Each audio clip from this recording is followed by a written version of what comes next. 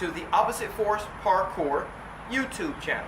This is going to be a channel that's going to be dedicated to helping you learn. So this video is going to be our first, and it is going to be a how to get started doing parkour video, because I get asked that quite a bit, and there are a lot of people out there making excuses. They say things like, I'm too fat, I'm too slow, you know, I could never jump across a roof, I can't do that stuff, and they don't exactly understand how much work it takes to get to that level. So that's another thing that we're going to help you understand. We're going to start here with day 0.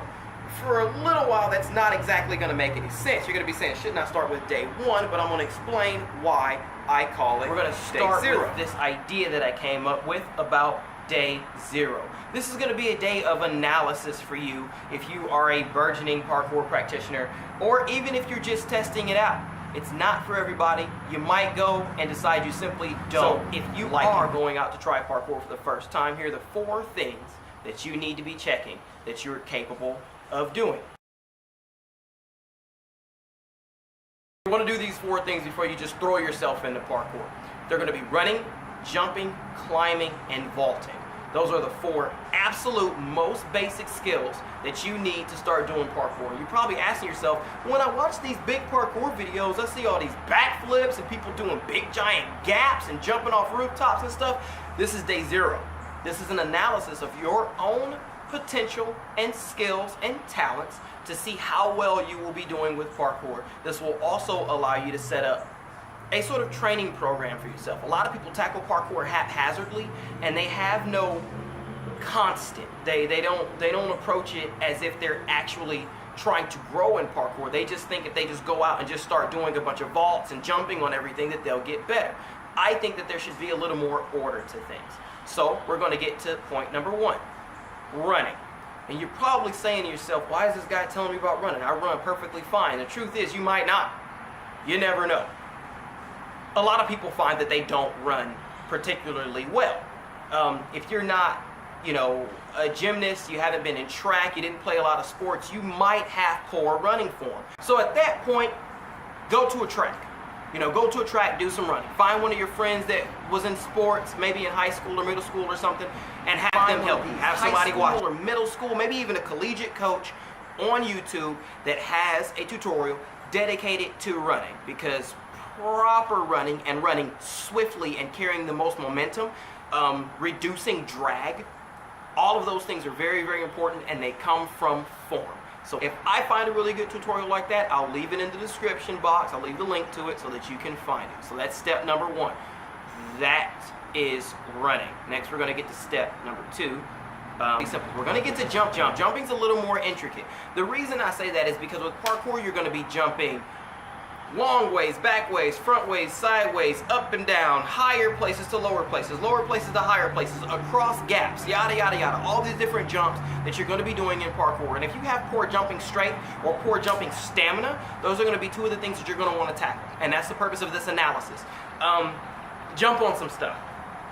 Jump on some stuff, jump off some stuff, jump from one thing to the other thing, jump over a pond or something, jump on some stuff, off some stuff, jump off some high places.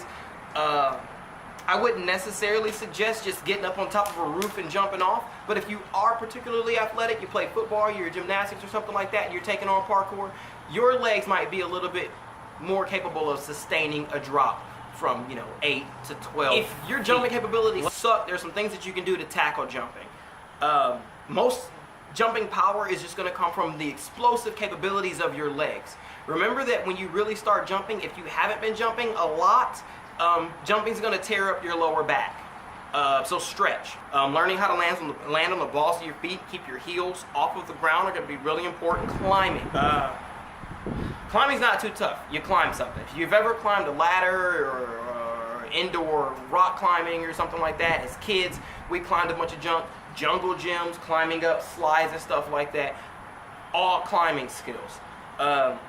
Climbing is very simple. Climbing's not going to be that long of a segment of this video. There's 2 things you need to worry about with climbing, but one overlaps. You're either a weak climber, which a lot of people are, or you have poor stamina for climbing. So you might climb really well. You know, if you've ever jumped on a rope in gym and you were that guy who could just go straight up the rope with all hands and no legs, good for you. But if you were pooped by the time you got to the top and you couldn't figure out how to get back down because you couldn't use the same amount of power, you have poor climbing stamina. Poor climbing stamina overlaps with slow climbing or weak climbing. If you're a weak climber, that simply means you climb really weak and you get tired from being weak. Or you just climb slow as hell because you don't have proper coordination. So those are all the things that you're going to want to work on with your climbing. Your climbing stamina, your climbing speed, which is going to come from coordination. Best thing you can do for coordination with climbing: quadrupedal movements. We're going to have an entire video all about quadrupedal movements, but just remember, quadrupedal movements are going to help greatly with climbing. They're going to help the coordination of overlapping your hands and your feet and figuring out where to put your limbs to get higher up a wall or a tree or wherever the hell you're climbing. It can be dangerous. You're going to try the most simple of vaults the first time you go out and do parkour, and that's going to be a safety vault because it's safe. It's really, really safe. That's going to be literally 3 minutes from now. I'm going to be filming a safety vault tutorial. So you can literally get done watching this video, scroll through a bunch of other stuff, and find the Opposite Force Parkour safety vault video. It's the easiest thing in the entire world as far as vaulting goes. A lot of parkour is about confidence. I'm sorry, that's pretty much it for vaulting. You're going to try a safety vault. If you feel confident, you could try some other vaults. You don't even have to try vaults by name. You could just try your hand at getting over vaulting can be dangerous. You could try vaults you're not ready for. You can easily botch a Kong and land on your face. You can clip your knees, you can clip your feet, you can try a dash, you can clip your feet, you can try a speed, you can clip your feet, you can clip your feet. And it sucks because you can go down tumbling pretty damn hard. So don't try any insane vaults from really high places your first day. But that leads me into confidence. Parkour is about building confidence. A lot of the aspects of parkour are about building confidence.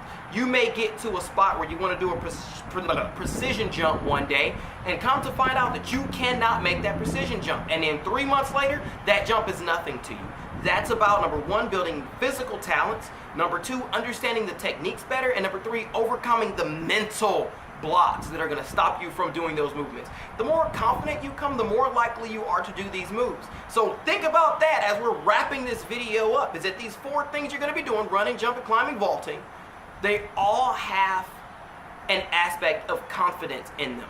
And that probably sounds a little nuts, but even running comes down to confidence. The more confident you are in your running skills, the more likely you are to be able to make bigger connections into running precisions, really big dive Kongs, really big double Kongs, caches, dash bombs, Kong gainers, all these different movements out there that you could learn, and you have to be confident in order to put them down. If you're not confident and you try them anyway, then you're probably just a putz, and if you've got a broken wrist or elbow or knee or something, you probably deserve it.